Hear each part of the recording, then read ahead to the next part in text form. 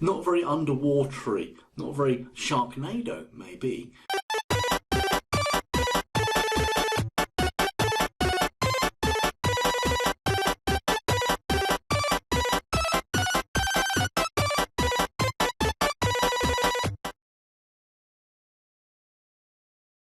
Over the years, I've taught students all sorts of different game builds, but I keep going back to an old favourite as the best way to introduce you to a lot of complex aspects of Scratch, but in a really nice, staged way that's, I think, quite easy to understand.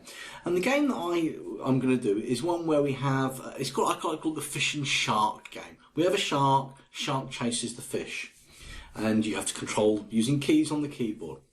So here's the thing, that's what we're going to build in this video. And I want to introduce you first of all, because some of you may be starting from scratch, pardon the pun. So I'm going to have to just walk you through some real basics. Now, the way it works is this. This is Scratch, top right hand corner here where you see this cat. That is where the game will be played. To trigger the game, to start the game, we'll press this green flag to make it go. And then over here in this area, we have where our code is going to go. And we just drag the blocks out to put them there, and we drag them back over there to get rid of them. So this is going to be a fish and shark game. No cats in the fish and shark game. So I don't want that cat, and to get rid of that cat, I'm just going to head down to the little mini version of it here. It said Sprite 1. I thought it'd be called cat, never mind. But there's a bin there, so we're going to get rid of it. Now, this leaves me with a white background. And this is also, if you look over here, it's sometimes known as the stage, and sometimes I'll use the word backdrop. Backdrop, stage, to me, they're interchangeable words. So if I've used those two words, that's what I'm talking about, the sort of background, if you like. But here is a white background, not suitable for a fish and shark game. We want an underwater scene. Now luckily, right down the bottom here, Scratch comes with the ability to choose some backdrops. And there are options here. You can upload your own, you can go on the internet, save one, upload it, any old picture, you can put that in there. You can get a surprise background, which, not very underwatery, not very Sharknado maybe, but there wouldn't be swimming fish or flying fish. I don't know, it's just not bright background, is it? We'll get rid of it in a second. The other option is that you could paint your own one, and if you want to be very artistic, why not? Or the final one is to choose a backdrop. You'll see this one that we've got here in a moment again. Let's go back to choose a backdrop here. And we have lots of different options. And I can't see the one that we've already got selected randomly, but if I scroll down, maybe we'll spot it. Somewhere I just have to shout out if you see it. Who's going to shout out first? There it is, urban. But to the left of that, quite a beautiful twist of events, twist of fate, not events. Anyway, Underwater 1 and Underwater 2.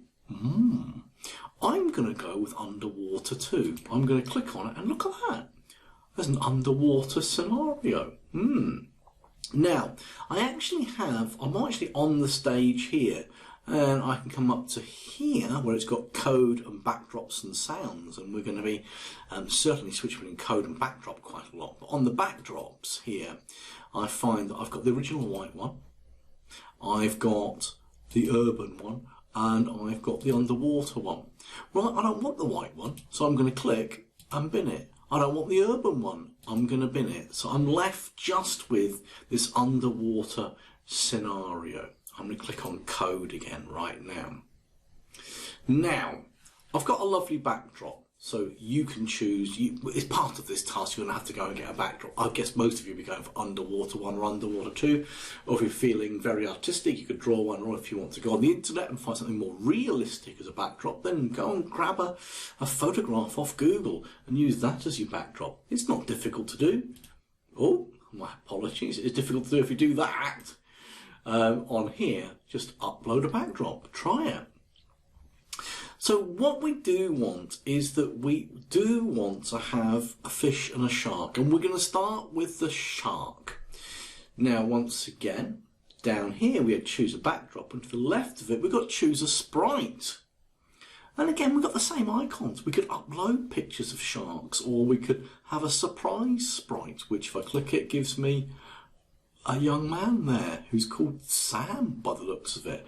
I think Sam's going to struggle underwater a bit, so let's get rid of Sam by pressing that one there, and Sam has gone. We can paint a shark if we wanted to, or fortunately, I've done this for many years now, choose a sprite. I just happen to know that if I scroll all the way down, it's alphabetical. He says, oh, a pufferfish, not seen that before. Might be a winking pufferfish. I'll be using that one later on. But I've got shark. I'm not sure what's going on there. It's like a hammerhead shark, is it? I don't know, it's a bit weird. But I like this one, mainly because he's got 3 different costumes, which I'm going to show you in a moment. So I'm going to click on Shark 2, and he has appeared here. And a moment ago, I said he's got 3 different costumes. Well, we've got code, and just like with the backdrop, we've got costumes, and you can see here there are 3 different types of image for that shark, and we're going to be using those costumes quite a lot. You can see actually they've got funny costumes: Shark 2A, Shark 2B and Shark 2C. Okay, that makes sense because we've got Shark 1 and Shark 2. We're just not using the Shark 1 picture. So here's our first task. I'm going to give you a piece of work to do. Now, what we've got is this. I want the shark, I'll go back to costumes actually. I want the shark to be like this, and he's going to flip. Watch this shark here, watch the big version. I want it to be flipping between those 2 costumes. It's sort of like he's sort of angry and trying to bite, because we're trying to eat fish. So we want that shark to flip between the 2 costumes. So how do we do that? Well, we need to give the game some code. All right, and I'm going to explain to you. I'm not going to do this as watch and repeat. I'm going to give you little tasks to do. Here's your first task. We want to make this shark switch between the 2 costumes so he looks like he's biting away, chomping away. Right, we know that to start the game, we have to press the green flag.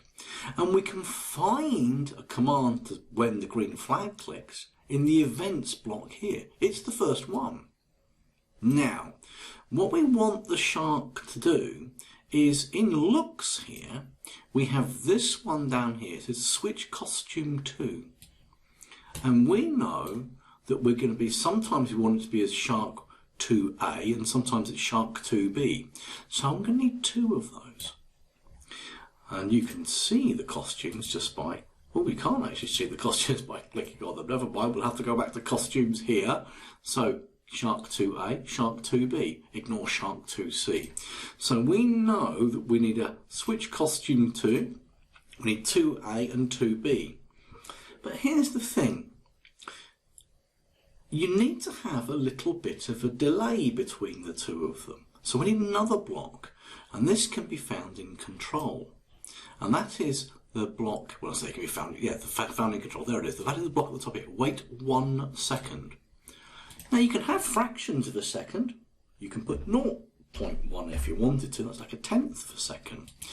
But what I want you to do is the following.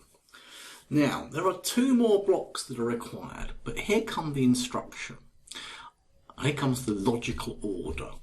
I want you to start the shark's costume as 2A. I want you to wait a period of time, maybe not a second, maybe not 0.1 of a second. You choose and experiment with how long you should wait before it switches to shark costume 2B.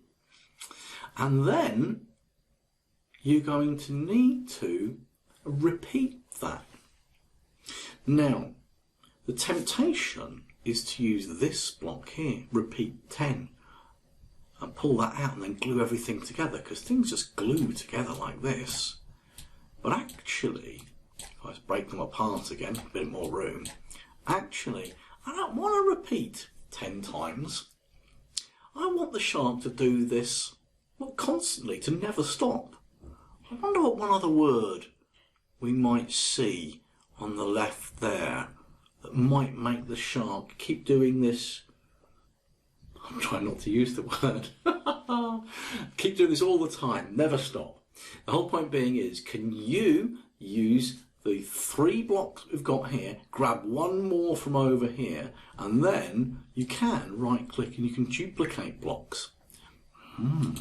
One of those blocks is going to need duplicating. We need one more block, but basically you'll know when you're right, because Mr. Sharky will be in the middle of your screen chomping away, and he won't stop chomping until you press the stop button. Now, if you can't work it out, there's a solution video coming up in a moment, but that's the task. Make the shark start chomping away.